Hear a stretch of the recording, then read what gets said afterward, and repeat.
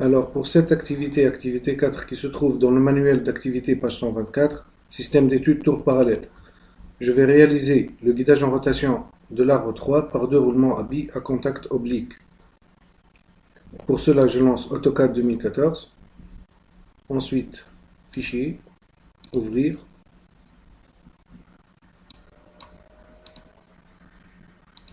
Alors, j'ouvre le dessin, données. Première étape, donc, je vais suivre les étapes données sur le manuel d'activité. Donc, pour cela, montage déroulement, insertion déroulement type BT. Rendre le calque roulement courant. Donc, pour cela, aller vers le gestionnaire de calque, ou le contrôle de calque. Calque roulement. Ensuite, bibliothèque, roulement, type BT, BT 2047. Bibliothèque, roulement, type BT 2047. Alors, spécifier le point d'insertion. Donc, le point d'insertion du premier roulement, c'est à ce niveau-là. Assurez-vous que l'accrochage aux objets est actif et le mode ortho aussi. Donc, point d'insertion. Spécifier l'angle de rotation 0. Pour le deuxième roulement, ce sera la même chose. Donc, bibliothèque, roulement, type BT 2047. Alors, point d'insertion à ce niveau-là. L'angle de rotation, on indique 180 pour avoir un montage en X. L'étape suivante, montage des couvercles, insertion des couvercles. Couvercle 1, rendre le calque couvercle 1 courant. Ensuite, aller vers bibliothèque, accessoires, couvercle, couvercle 1. Donc, couvercle 1, calque, couvercle 1, bibliothèque, accessoires, couvercle 1. Point d'insertion, spécifier le point d'insertion. Alors, le point d'insertion sera à ce niveau. Angle de rotation, 0. On accepte 0. Pour le deuxième couvercle, donc calque, couvercle 2, bibliothèque, accessoires, couvercle 2. Spécifier le point d'insertion. Angle de rotation 0. L'étape suivante. Montage des joints. Insertion des joints d'étanchéité. Insertion du joint 1 et du joint 2. Donc, de la même façon, il faut rendre le calque joint 1 courant et aller vers bibliothèque, joint 20 x 32 x 7. Calque, joint 1, ou bien calque joint, bibliothèque, joint à lèvres, 20 x 32 x 7. Spécifier le point d'insertion. Donc, pour le premier joint, ça sera à ce niveau. Voilà. Bibliothèque, joint à lèvres, 20 x 32 x 7. Pour le deuxième joint, sera inséré à ce niveau. Pour l'angle de rotation, je vais spécifier 180. Ensuite, déplacer, choix des objets, entrée, spécifier le point de base. Donc, je vais donner ce point-là pour le retrouver par suite ici. Donc, premier point. Spécifier le deuxième point. Et voilà. Alors, l'étape suivante. Accouplement de l'arbre 15 avec l'arbre 3. Insertion du manchon. Rendre le calque manchon courant, bibliothèque, accessoire, manchon. Alors, calque, manchon, bibliothèque, accessoire, manchon. Spécifier le point d'insertion. À ce niveau-là. Angle de rotation 0. Insertion des deux goupilles. Goupille 1, 6 x 40A et la goupille 2, 6 x 40B Et de la même façon, il faut rendre le calque goupille courant. Calque, goupille, bibliothèque, goupille 6 x 40A, angle de rotation 0, bibliothèque, goupille 6 x 40B. Et voilà. Alors maintenant, je vais compléter le dessin en enlevant les traits en plus. Alors pour cela, il faut décomposer les éléments qu'on a ajoutés de la bibliothèque. Donc pour cela, je vais choisir la commande décomposer.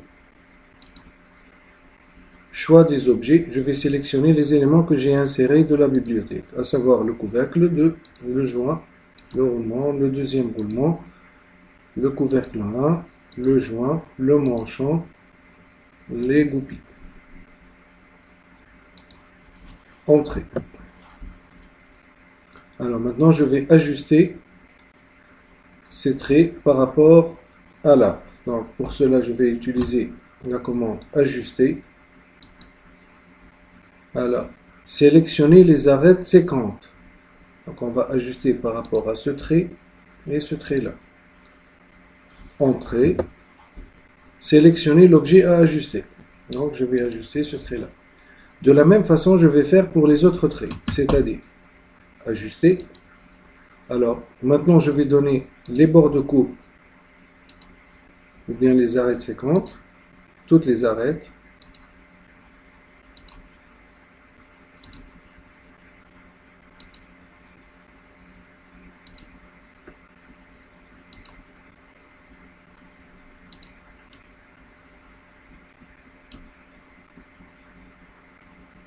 Voilà, j'ai sélectionné les arêtes qui représentent les diamètres de l'arbre.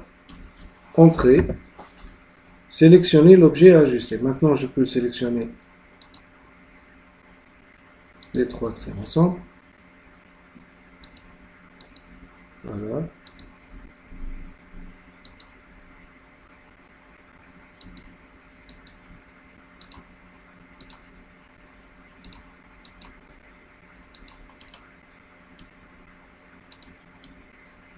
On a aussi ce trait-là qui doit être ajusté et ces deux traits-là.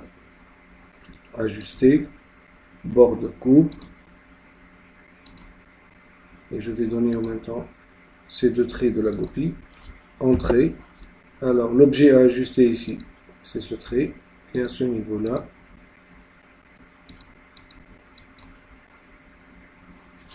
entrée.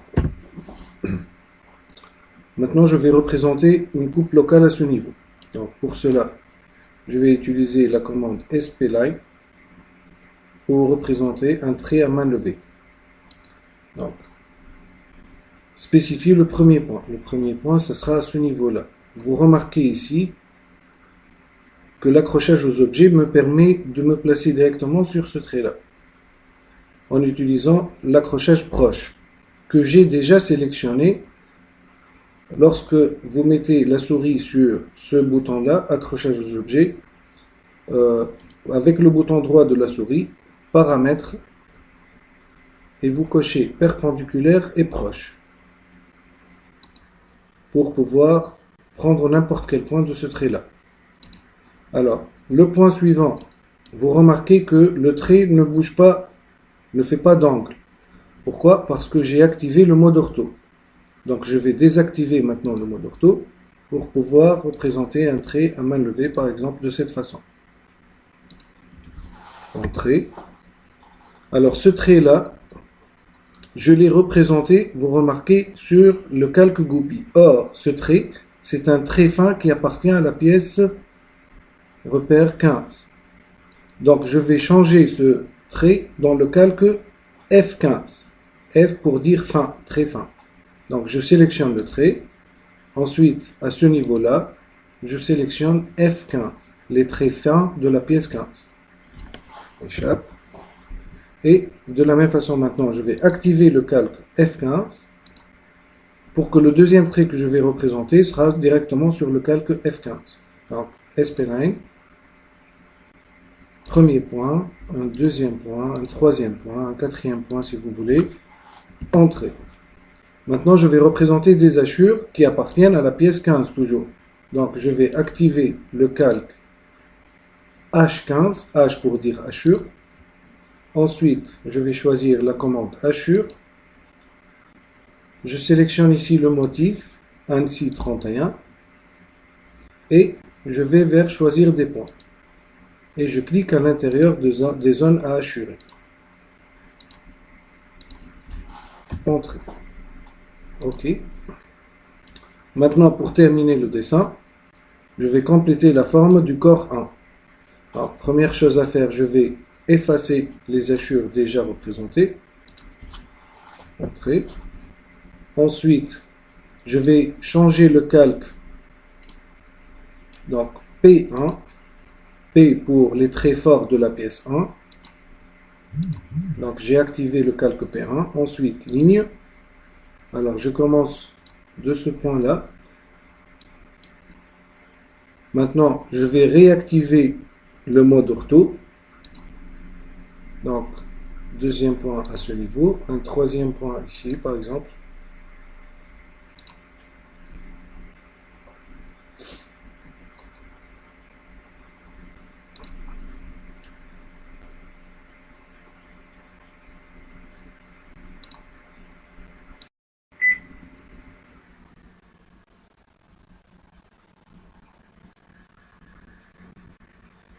Alors, je cherche le prolongement de ce trait-là. Voilà.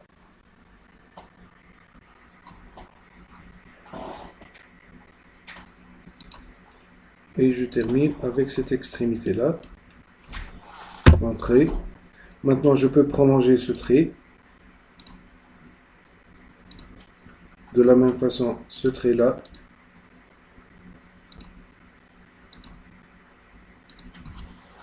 Échappe.